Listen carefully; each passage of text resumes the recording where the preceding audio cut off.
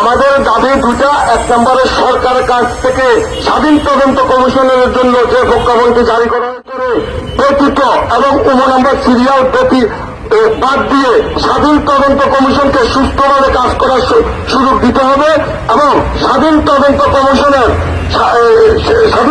কমিশনের তদন্ত করে আমাদের যে সমস্ত নিরপরাধ জেলবন্দী ভাইয়েরা আছেন তাদেরকে অবিলম্বে মুক্তি দিতে হবে।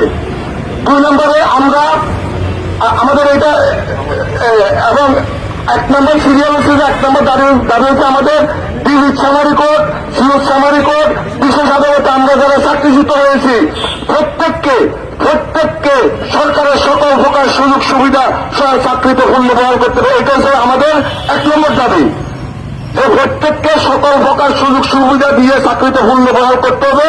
2 নম্বর দাবিটা হয়েছে আমাদের যে সমস্ত জেলবন্দী ভাইরা এখনো কারাগারে বন্দী আছেন, জামিন পাওয়ার পরেও তারা মুক্তি পাচ্ছেন না এবং ফাঁসি এবং যাবজ্জীবন, তার ভিতরে অনেক নিরপরাধ সদস্য আছেন। আমরা স্বাধীন তদন্ত কমিশনের রিপোর্টের পরে আমরা আমাদের সকল নিরপরাধ জেল ভাইদের আমরা মুক্তি চাচ্ছি। এই 2টা দাবিতে আমরা আগামীকাল আন্দোলনে নামতেছি এবং আপনাদের সকলের সহযোগিতা কামনা করছি। আসসালামু আলাইকুম ওয়া রাহমাতুল্লাহ। সুশৃঙ্খলভাবে আমরা অবস্থান কর্মসূচি গ্রহণ করব, কিন্তু একটা কারণ আনতেছি আমরা। আমাদের সাথে গত মাসে আমাদের স্বরাষ্ট্র উপদেষ্টা মহাদেশ আমাদেরকে একটা সাক্ষাতের ব্যবস্থা করে নিয়েছিলেন আমাদের 11 ফেব্রুয়ারি আন্দোলনের পরে। উনি বলেছেন যে মিটিংয়ের ভিতরে এটাও বলেছেন, ঠিক আছে আপনাদেরকে আগামী 15 তারিখে আবার ডাকবো, আপনাদেরকে রেজাল্ট দেবো। কিন্তু উনি আমাদেরকে কোনো প্রকার রেজাল্ট দেন নাই, ডাকেন নাই। ততক্ষণে আমরা ফোন করছি, ফোনের মাধ্যমে উনি জানান যে আমি অসুস্থ।